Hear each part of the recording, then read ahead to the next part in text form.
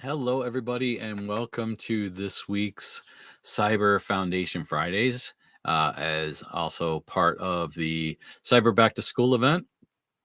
We are closing down Cyber Back to School. This is actually the last Cyber Foundation Friday that falls into Cyber Back to School and in the Cybersecurity Awareness Month of October, with our next three sessions being in November. But feel free to go to cyberbacktoschool.com. It is in the ticker below, and look at all of the previous events. So all the recordings and everything should be accessible through the schedule. Or if you're looking for a particular speaker, there is a link to the speakers, or you can browse the sessions on the session link. All great information that's been shared this month. We've got 4 days left, and 4 to 5 more sessions, I think, that are part of those last 4 days. So enjoy, and I want to thank as well all of the contributors to that event. This being the inaugural.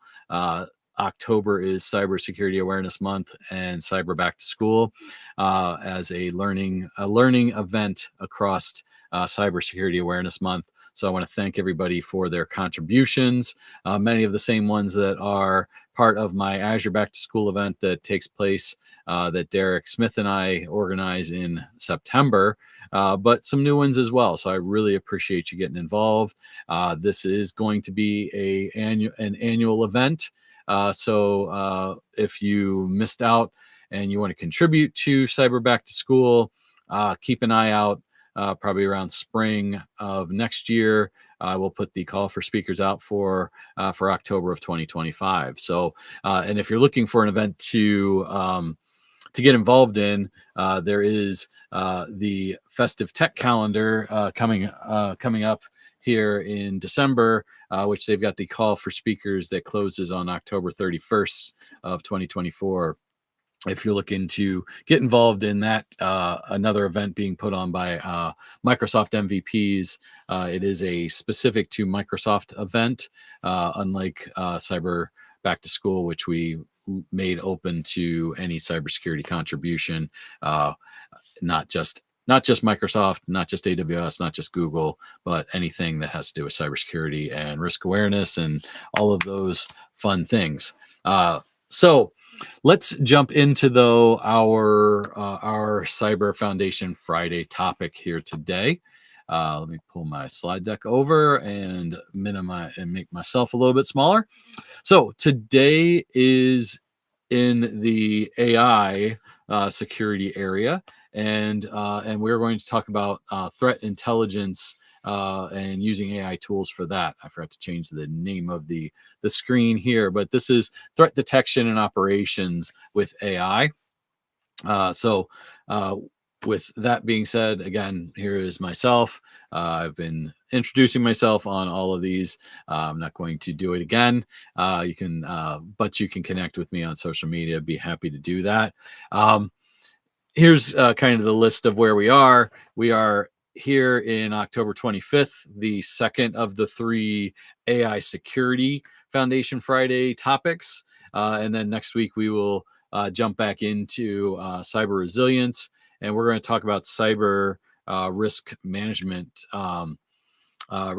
action planning phases and things like that, rather than the resilience profiles. We talked a little bit about resilience profiles and implementation tiers. And if you attended that one, I decided while I was presenting that topic that we're actually going to change the November 1st topic to the cybersecurity action planning aspect of building a cyber resilience environment and cyber resilient organization. So we'll have that.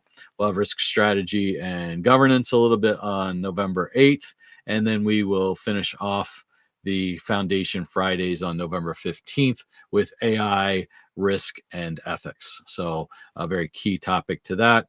Understanding, we'll talk a little bit about the AI risk management framework that NIST has, and some of those areas of discussion in the core of that framework, as well as, again, responsible AI and ethical AI aspects of things as well. So also wanted to let everybody know we've got some training coming up next week on the 29th, 30th, and 31st from 8 to 11 a.m. U.S. Eastern Time, or 1 to 4 p.m. UTC. I am presenting the Accolade Certified Cyber Resilience Fundamentals, soon to be known as the foundations instead of fundamentals, just like risk management and AI are. So I'll be presenting that as a live virtual session. If you go to and look on my personal feed or the Captain Hyperscaler page, we're offering a special end of Cybersecurity Awareness Month discount, rather than $250 or the $200 that I've been offering for all of these courses. If you register this month, I dropped it another $25 to $175 for the Cyber Resilience Fundamentals. And so you can find the payment link and registration link on the post that myself, as well my personal LinkedIn and Captain Hyperscaler LinkedIn posted. If you follow Captain Hyperscaler on Instagram, I posted it there as well as the Captain Hyperscaler and my personal X account. You'll be able to find that link. You can pay for $175. First 5 people that register for the class next week, I will also give you a seat to the Cyber Resilience Practitioner course that is on, actually, I moved the 13th. It's on November 12th and 14th. So it's on a Tuesday and Thursday, again, in that same 8 to 11 a.m. Eastern time window, or 1 to 4 UTC if you're in the European area, or any other time zone and want to go by UTC. That would be where we would be. These discounted prices of $175 do not come with a voucher for the cyber resilience exams. Accolade is actually offering their own cybersecurity awareness and Halloween discount, where they're giving an extra $13 off of the exam voucher. So I'm working kind of this discount along with the discounted voucher, and you're saving quite a bit of money on the course and everything. You will get the ebook with my exam as well for the cyber resilience, because there is an ebook for that particular, for the fundamentals and the practitioner. It's one book that covers all the material for that as well. So yeah, hopefully you can go to our LinkedIn pages. You can find the payment link and take advantage of that. So what are we going to talk about today? We're going to talk about some areas that we brushed over a few weeks ago when we were talking about AI security, because I wanted to go a little bit deeper into how AI can help us with threat detection and operations. Okay, so we're going to talk about a few different things here today. Email threats, detecting email threats, using AI algorithms for malware threat detection, anomaly detection, user authentication security, and penetration testing are going to be like the 5 topics that we'll go through today at a high level. Again, we talk a little bit about some of this in the AI Security Foundations course, but also very good topics, that I teach and talk about quite a bit. If you want to learn more about it, we can do a 1-day workshop, or even a deeper workshop around AI security, around security and operations. But AI is definitely, if we talk about AI, and we'll talk about risk management with AI and ethics with AI in a few weeks, as kind of our last topic around AI security, which gets a little bit more into our risks and how we manage the risks that come about with utilization of AI. This is kind of that AI and how AI helps us in security, rather than necessarily how it's going to hurt us and hurt our security and privacy and things like that. So that's really what we're going to talk about today. And a key thing that we're is understanding, the trends and understanding what's taking place and what those threats are, what the impacts of those threats are. And one of those is obviously email threats and email threat detection. Um, we can use algorithms, we can use machine learning to detect, and to thwart various campaigns that come through email. And that's really, really, utilizing that, training models, and understanding what is taking place within potential email threats. Is there a particular attack out there? Not much different than a lot of operations already takes place around our security operations and what we want to find. But machine learning is going to help us find those anomalies, which is going to be a main piece to what we talk about here, throughout. And so when we talk about um, uh, knowing, enhancing that detection, automating the analysis and response, understanding that AI and machine learning can act a lot faster to make detections and understand the various techniques, and we can train those techniques. And a lot of security tools already have in place ways to train machine learning models to detect uh, the various techniques that cyber criminals are using. And this is one thing that I kind of, that I talk about an awful lot when I'm doing a training class.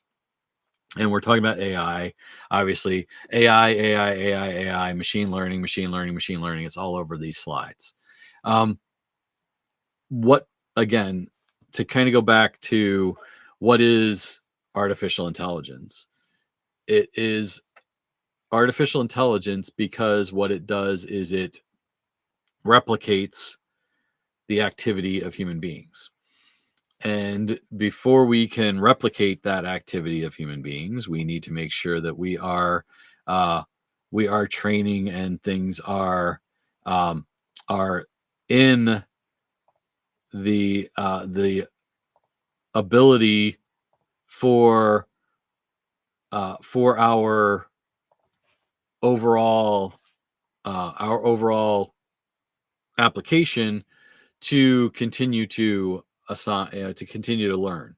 And so we put things in place within our application development. We build our applications according to what we believe these techniques are, and we train on these techniques. So uh, what we need to do is harness the threat intelligence that we already know and that experts already know, and bring that into our models. And so that's how we can make these machine learning models better, and be able to detect things better and understand various patterns. I get a report, being a customer of Comcast, or Xfinity as they're known, and being that being that being that customer. Every Sunday night I get an email address, or email from them, and it is a cybersecurity, essentially, uh, dashboard or report, in terms of how many bots they've thwarted, how many emails they've blocked, how many websites they've how many emails they've quarantined, how many websites they've blocked, and things like that. It's a great report. And one of the things that, as probably cybersecurity people, we don't do enough is tell customers what we are doing more than what we are, um, and building that rapport, that this is what we're going to do, and this is how we're doing it, and this is where we're providing value. And no doubt, they're looking at my emails, they're looking at my web browsing, they're looking at various malware techniques and things like that, that's built into the and machine learning and artificial intelligence aspects to their operations to create that report and to show that report very similar to what's being shown here on the screen, uh, in terms of how it's thwarting those types of aspects. And so to do that and to train those models, we got to understand those patterns, and we can do those in various ways. Like I said, we can bring threat intelligence in, we can tag and label what an attack looks like and use that as a supervised learning model. Or again, we can cluster certain anomalies and understand, and have it learn various behaviors of our users and take that in terms of finding those patterns and those patterns of recognition, and then flag that malicious content based on what malware is. Being somebody that teaches a lot of Microsoft classes as well, I talk a lot about Microsoft. And if you look at Defender for Office 365, that is exactly what that's doing. It's looking for those anomalies. It's looking for malicious files, malicious URLs. It's looking for anomalous behavior. I'm working on clearing a problem from one of my client directors that was sending emails out through a third-party application, and Defender XDR flagged it as malicious activity because for some reason the CRM, well, not for some reason. I mean, the CRM is based in a different data center that is in a different geographic location than the client director is. And so it's flagged it as suspicious activity, especially because it was sending emails from two different IP addresses within their data center. So that's learned behavior, and it's really unsupervised learning because I didn't train that. I didn't train Defender XDR. Defender XDR is looking at typical activity of that user and seeing that for some reason it's going out from a different location, and now all of a sudden we have a situation. Again, false positives and false negatives become a situation and challenge, which is exactly what I'm dealing with. Is a false positive, which or I'm sorry, not a false positive, a false negative. And the difference between the two is a false positive is the worst of the two, because a false positive is going to is going to bring potentially and give somebody access that they should not have access. The false negative is blocking somebody that legitimately has a reason and a right to get in there and not allow it. So those are things that we want to understand, and we need to tune our models. That's where supervised training starts to come into play, and also we got to stay ahead of those threats. And what we hope again is false negatives are actually better than false positives. If our operations and our model is blocking legitimate people, yeah, people are going to get frustrated, but it's better than letting in an attacker into our environment as well. So again, enhancing that phishing detection. Most phishing attacks are coming from some sort of attacker or cybersecurity attack that's sending out many of these. So finding those common threats, those common attacks. Again, I get a list of phishing attacks that are blocked by Xfinity on a weekly basis, and there are thousands of them. Does it capture all of them? No, I still have to tag quite a few that have made their way through that I know are phishing attacks. I was talking yesterday with another amazing member of the community, May Brooks Kempler, and one of the things that we were talking about her book and we were talking about awareness among users, even among parents when children get online, and all of those things. And one of the key things around us as if we're cybersecurity people and cybersecurity professionals is that we don't is sometimes we're too arrogant about it and we'll just go ahead and click anything. Um, or we're diligent about it, but others aren't not. And one of the things that we were talking about was it's very important when an email comes in, especially if it's not from a user or if it's from some like random like accounts receivable email address or something like that, to dive in a little bit deeper. Okay. Pause before you hit that link or open that attachment. You know, look at the email. One of the things that I make sure that I do, and it's harder to do on my phone. Sometimes I'll wait until I can get to my computer, and I'll hover my mouse over the user, and a lot of times that user might, it might be the name, the display name is somebody that you know, but if you hover over it, the email address is not. So and usually it's some sort of random set of alphanumeric digits at gmail.com. That's just typical because you can very easily just create a Gmail account anywhere. Um, but everything else looks very official. They're very intricate. So those using AI to detect a lot of that is a good aspect of that. Again, got to stay ahead of those threats. And again, the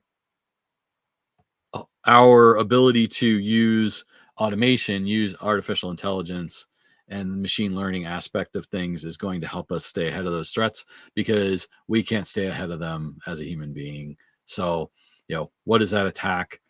How can that be quarantined, and how to look at that and do that content analysis, um, and take very large data sets and look at those in much further and much more detail, and that's a very key thing that we need to do. um, Again, again, more around phishing, deep learning approaches, identifying patterns, anomalous activity. uh, you know um, how do we make sure that a user that is moving around, that is at a different location, it's getting flagged and things of that nature. Again, various libraries, there's hunting libraries out there. Python libraries help for machine learning, help to do threat hunting. Various security information and event management systems, as well as um, and those solutions are generally using Python scripts. The data scientists that are looking for anomalous activity are trying to find those use cases and understand what's going on in those environments. Again, integrating AI and machine learning is going to make us more efficient, and that's going to be essentially the the overall thoughts and context of today's session is machine learning makes us do human things faster, and that's really a key aspect of things. you know Again, malware threats, uh same thing as like email and phishing. We're using algorithms, finding what those threats are. Now, there's some limitations and challenges here, as well as there are with phishing attacks. What is the limitations that AI might have? Again, limitations to anomalous based detection. If we're looking for anomalies, um, and there's an anomaly, but it's our own created anomaly, there is a level again of false negatives, false positives that might come into play. Again, same kind of thing. um, you know what are we looking at? What are the algorithm? Again, supervised learning algorithms, unsupervised. We got the reinforcement. We got the deep learning algorithms.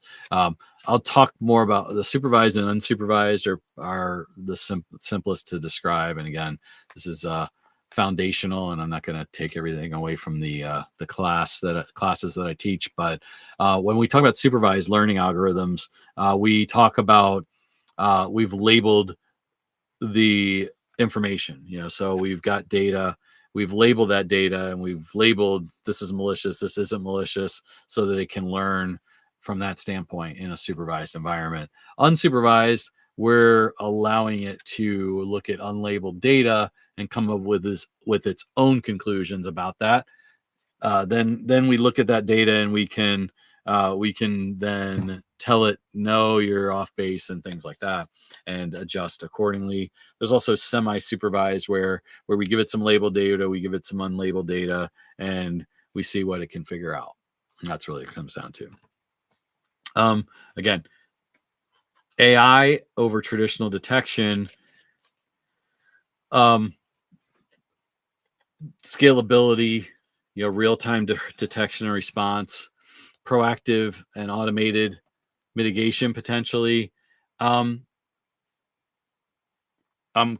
use those three before the fourth because, again, increased detection accuracy, yes and no, because we may have false positives, we may have false negatives.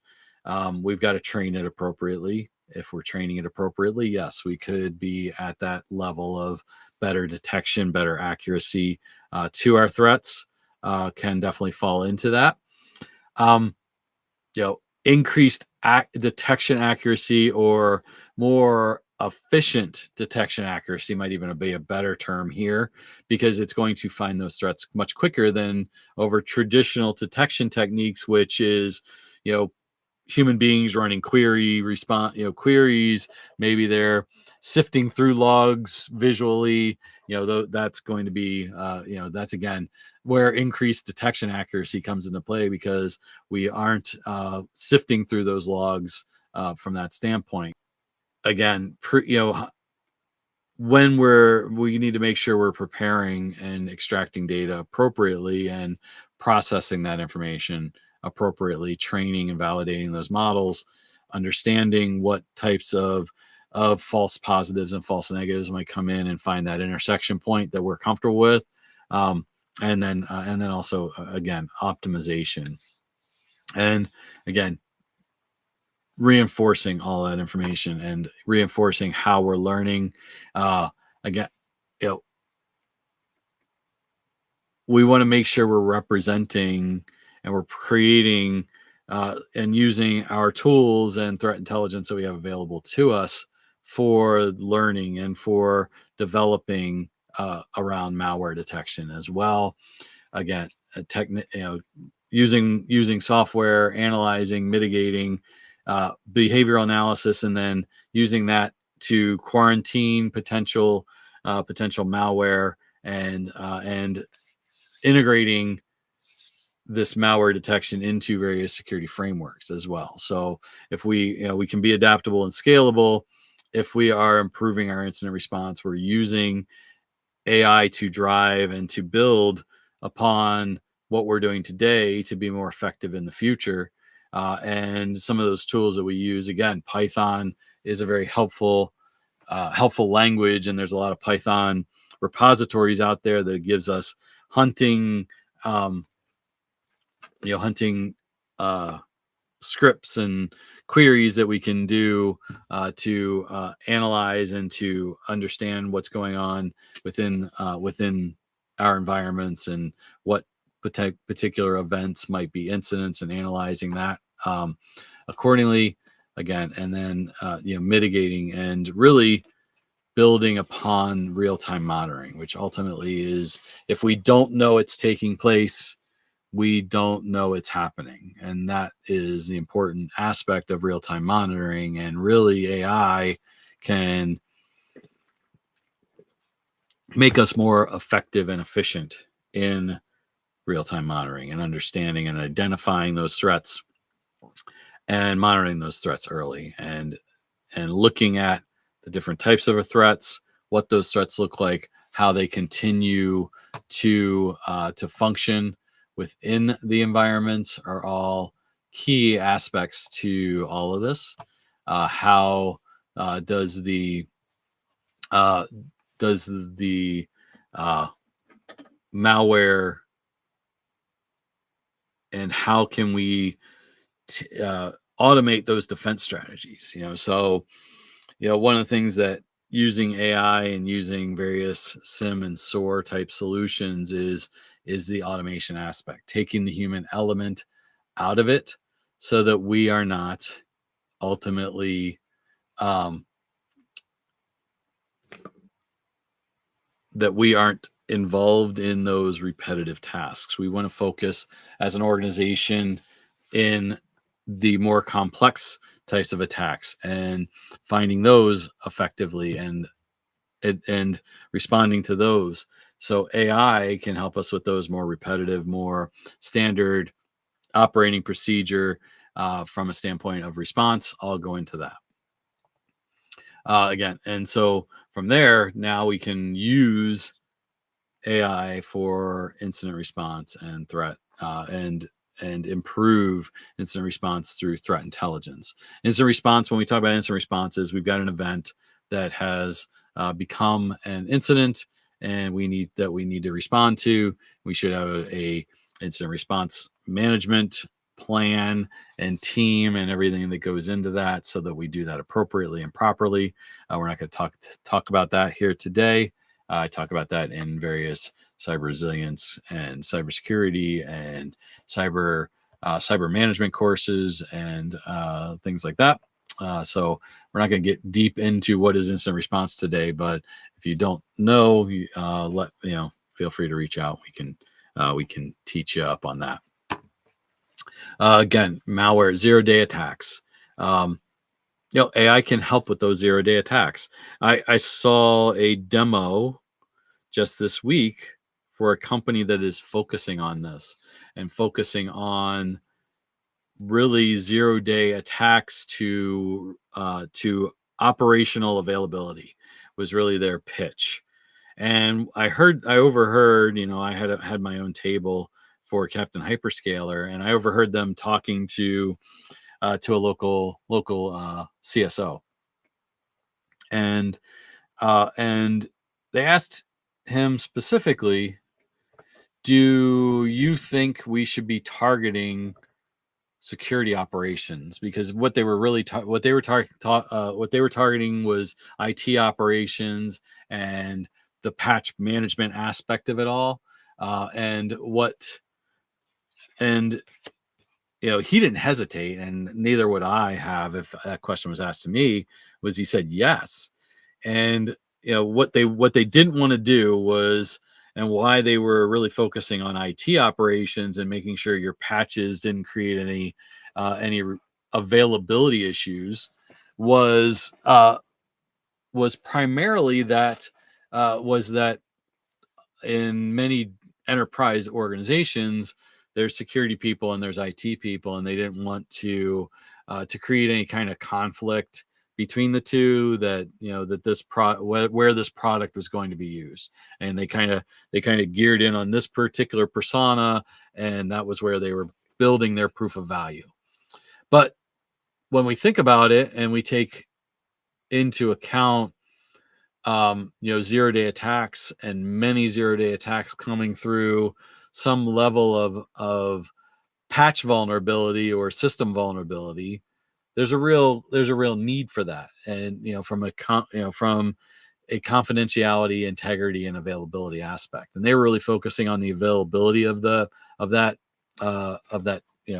triangle of objectives, but those are still security. Availability is still a security objective. So building cyber resilience is an important aspect of that, and one that I'll be teaching about next week. So let's jump. So let's jump in now into network anomaly detection, and really, what is a network anomaly? What kind of outcomes and what kind of techniques do we look at here? What are the different types, and what are we looking at here? We'll talk about identity here in a second, but when we say the word anomaly, what we're looking for is anything that isn't typical to our organization. And so when we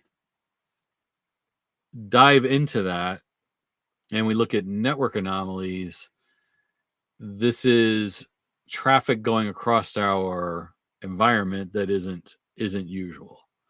And that could be a variety of things. It could be, and one of the things that I've taught and discussed in terms of monitoring network traffic is is if we are is putting alerts on your compute resources and your network traffic flow, because a dramatic increase in that traffic could be a indicator of a potential attack, an indicator of an event that's taking place. And why is that? Because if you think about the motivation between many attacks, especially your typical your typical type of attack is is as a data breach. The When somebody is extrapolating data out of your environment, they are there's going to be an increased level of network traffic taking place because all that data is exiting, right? So again, it's kind of like your spidey senses should go up if you see somebody carting a whole bunch of boxes out of your building all of a sudden, right? It's no different than that. That network traffic is virtual boxes of information leaving your digital facilities. So you can think about that from that standpoint and understanding that anomaly detection. There's there's insider risk tools and techniques, to see if a malicious employee or a disgruntled employee is taking customer files out of the building and things of that nature too. Those all, that's going to increase network. If we see that increase activity, then that's going to cause a situation. Again, detecting those anomalies, understanding what an anomaly is.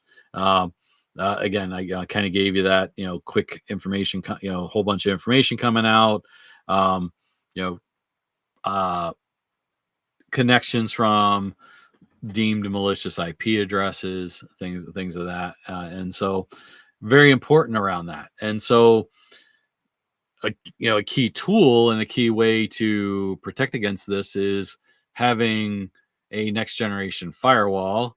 And I like how it's called an AI enabled firewall.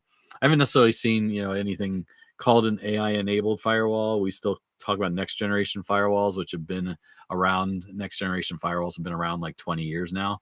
So I don't know how next generation they are, but they are, they were built for deep packet inspection. And so if we're doing that deep packet inspection on a next generation firewall, or we've got a web application firewall that's looking for potential malicious activities within our environment, and using and enhancing network security by learning that malicious activity, that's where AI comes into play. Again, operating procedures, having a procedural model for implementing AI is an important aspect. It should be documented. If we look at the AI risk management framework, we look at the governance, we look at the mapping, the measuring, and the management of our AI tools, and that should continue to be a way that we use it within operations as well. Anything we're developing that uses AI should have some level of understanding, of documentation, of metrics, of continuous monitoring, and network anomaly detection is no different. We should be making sure that we're evaluating. We've got human eyes on it and understanding the effectiveness of that security, and having again, the challenges are also pieces of that as well. Understand that there are disadvantages. Like any other security control, there's potential aspects of false positives, false negatives. And not it's no different with AI. Again, we're only as good as the model that we train it against, and the amount of supervision that we have in place, and how we're monitoring effectiveness. Those are all things that we need to consider, we need to watch. User authentication, very similar. Again, why are we using user, why is it important? Again, if we think from a defense in depth approach, identity and access to the network starts with user authentication. So everything we talked about in the previous section around network security and network anomalies and things like that start with somebody gaining access to our network. I'm sorry about moving my neck around. I got like a kink in my neck and it's bugging me. User authentication is authentication is a user proving who they are and who they say they are, and from there, once they prove who they are and who they say they are, they're authorized to gain access to resources. If they are a administrator level type of person, that could lead to elevation of privileges and aspects of things that could be detrimental to our organization. So we want to make sure that we have and we address the risks and concerns within user authentication, and AI can be an aspect of that as well. Again, what is the role, and what are the benefits and some of the challenges? Again, here's where like things like behavior analysis really come into play, and biometric recognition. Especially with the increase in deep fakes and the ability to replicate somebody's voice and things of that nature. We've got to understand the risks and vulnerabilities of some of these biometric recognition techniques, to then recognize and find potential anomalous behavior. And there's again the AI use in anomaly detection and securing our identities, and there's also the AI aspect of identity-based attacks that we've got to worry about. So putting the various behavior analysis in place, understanding what's an anomaly,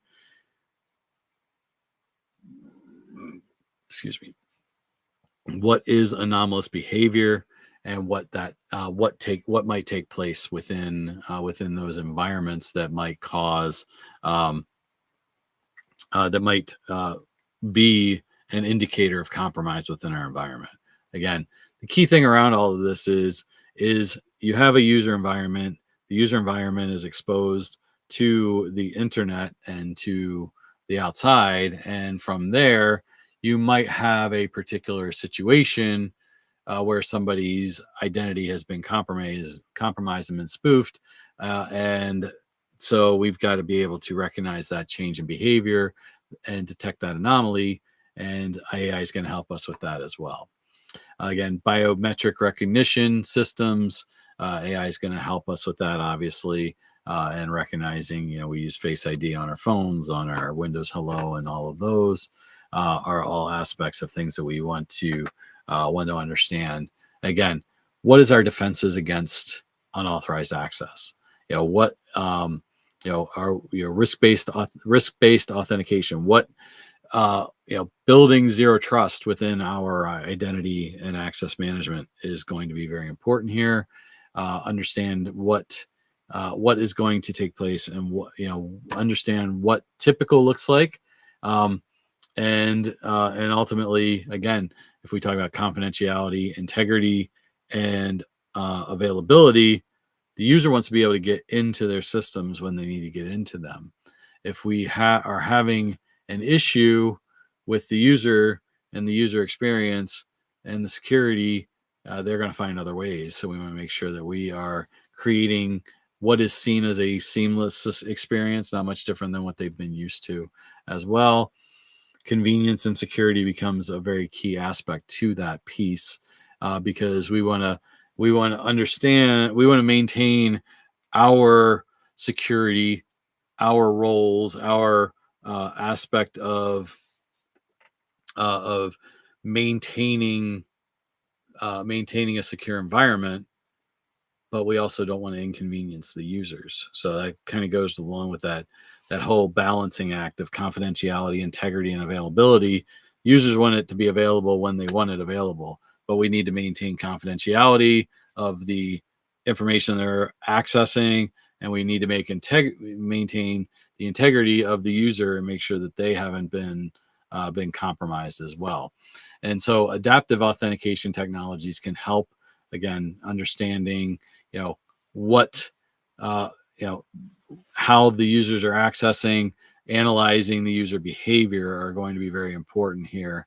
And there's various different AI-based platforms for authentication.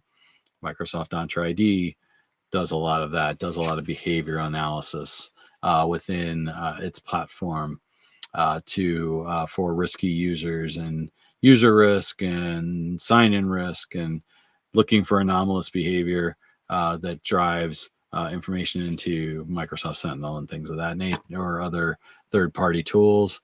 Again, lots of different platforms, lots of different capabilities, and again, constantly an evolution from from building from those techniques and all of that. Again, these techniques and these tools are going to continue to evolve and develop within all of our cloud providers, within our third-party software in our data center. They should be continuously bringing you updates in terms of how they're using AI and things like that.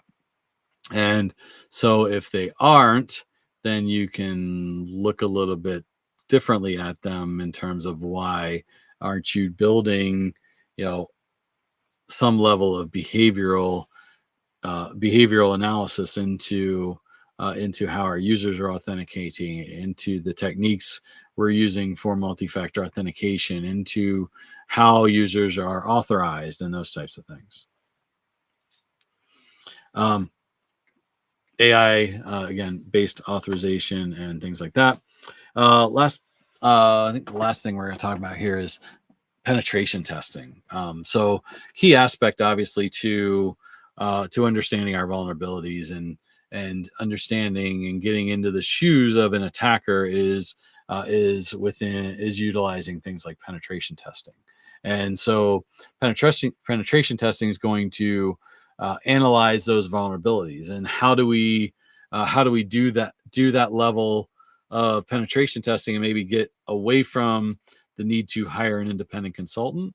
We might be able to do some vulnerability scans and do some level of finding those anomalies, finding those potential threats through some level of penetration testing within our systems. So we can integrate that what's called threat hunting, which threat hunting is no different than some sort of high level penetration test. It's looking for where our vulnerabilities might be. We're also looking for potential events that may be indicators of compromise or indicators of an attack, and that's really doing that dynamic level of threat monitoring in real time using AI and integrating that AI into your security and information and event management systems, and putting security operations and automated response solutions, or SOAR, into that situation as well, to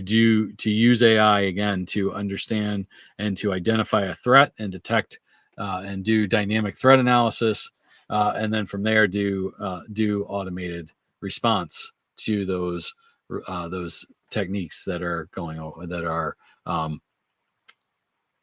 are easily and repeatably handled. And so self-learning systems, adaptive security, AI-assisted incident response. How do we automate certain workflows and things of that nature? I did a talk last Friday at a Project Management Institute, PMI, local Great Lakes chapter, professional development day, and we were talking about AI tools and using AI to enable and automate like collaboration and things like that. It can be done as well from adaptive incident response, and automate policy enforcement, maybe automate the they automate communications and things of that nature. Again, adapting to evolving threats is very important. Again, real-time monitoring, integration into our SIM systems, and doing real-time threat detection are all aspects of of doing things better and understanding what's taking place within our environment. You can't respond and you can't protect against something you don't know is there. So we want to continuously monitor and understand what's going on within those environments. And these are some, I'm sorry, I copied some redundant slides there. The AI driven penetration testing is automated. Again, doing automated methods, looking for and simulating attacks, identifying those vulnerabilities, and driving that penetration testing. Hold on one second. Using AI, again, simulating attacks, doing AI driven testing, providing continuous validation. All are things that we want to make sure that we do. We again, get real-time reporting on what's taking place.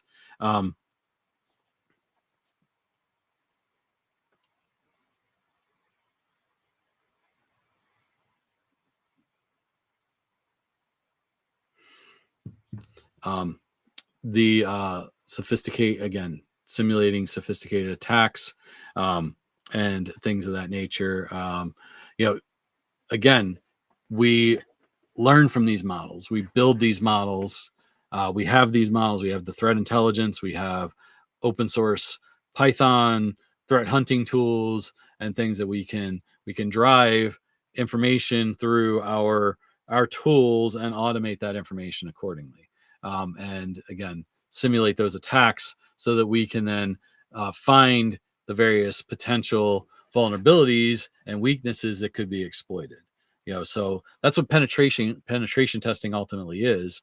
A lot of times we'll hire consultants to do it, but we could do it ourselves utilizing some of these threat hunting tools and scripts and things like that as well. We want to continuously validate.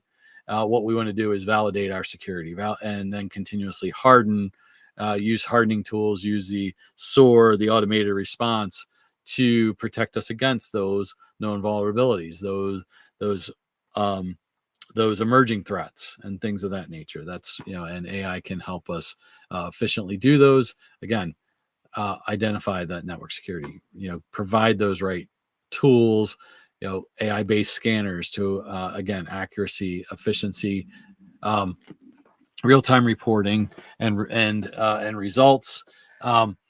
Key things around that really is just to kind of pause for a second and understand that, hey, if you aren't monitoring and you aren't looking at how you can make things better, you are not being proactive. You're not building a risk aware and cyber resilient culture, and you are not building a repeatable culture. We talked about implementation tiers last week, and we talked about the various tiers of tier one, just being emerging, not being really having any policies or procedures in place. We've got the aware organization at tier two. We've got the repeatable organization at 3, and then we've got the adaptive organization at tier 4. And using AI-based tools and using the tools and techniques for building cyber resilience is really going to be where you become that adaptive organization. AI is going to help you get there. Again, the scanners, open source versus commercial tools. Again, I think I talk about this in a lot of classes. We talk about open source. Open source there are a lot of open source repositories, a lot of open source tools that are free, that aren't necessarily as robust as going out and purchasing a commercial tool. But you might be able to provide some customization to those open source tools that you can on a commercial tool. But there's potential risks to that as well, because everybody's collaborating, and you might have somebody malicious collaborate to that open source tool. So so you got to understand what your budget is, what the resources are, and also do your due diligence and do care in making sure that the tool is right for you and it is protected appropriately. um, AI is going to continue, AI is going to continue to be a tool used by attackers as well as a tool used by cybersecurity.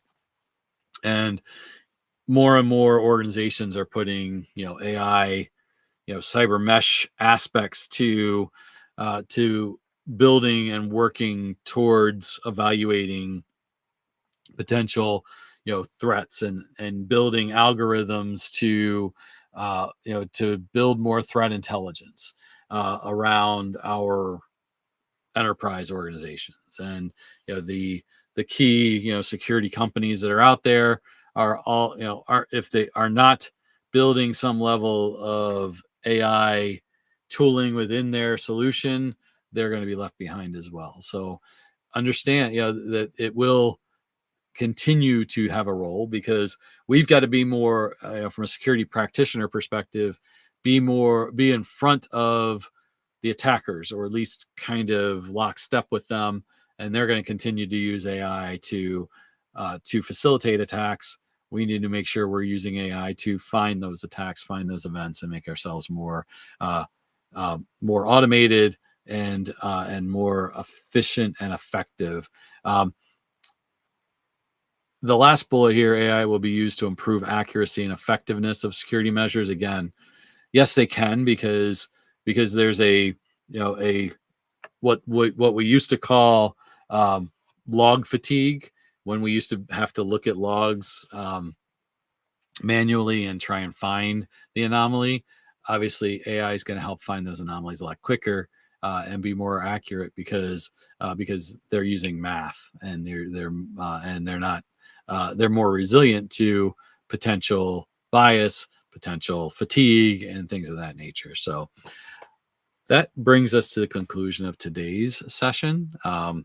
And again, next week we'll be back with talking about cyber resilient action plans, and we'll talk about that, risk strategy and governance on November 8th, and finally risk and ethics for AI on November 15th. So I want to thank everybody that attended today, and everybody that's attending online. Again, go, if you are attending today or see this sometime today or within the next couple days, even Monday, I will be doing a cyber resilience foundations course on October 29th, 30th, and 31st. So I will see everybody there, and hopefully offering a special discount for that Accolade course, and Accolade's offering a special discount on their voucher through October 31st. So it will align appropriately. And the first 5 people that register for that course, I will give you a free seat to the Accolade Cyber Resilience Practitioner course, which is the partner course to Foundations, and the follow-up course once you have that certification to get the practitioner certification and have that cyber resilience professional certification through Accolade. So again, reach out to me if you have any questions. You can find me on social media. And I want to thank everybody for their time today. Thanks everybody that has been attending and viewing any of the sessions on Cyber Back to School, as well as all of the contributors that have made this inaugural event a success. We had sessions every day of the business week, and some on weekends, but mostly hand picked and hand scheduled for for the weekdays. Hopefully next year it'll be like Azure Back to School, and we have something every day of the week, 7 days a week. So thanks everybody. Thank you for attending here today. And as I like to say, and we like to say at Captain Hyperscaler, let's continue to skill up like a superhero. You're doing that by attending and listening to the Cyber Foundation Friday little events, whether they're an hour, hour and a half. I think we've been pretty much around hour 15 minutes here the last few weeks. We will continue to do those to skill you up like a superhero, but also welcome you to attend Captain Hyperscaler's courses to learn more. So thanks everybody.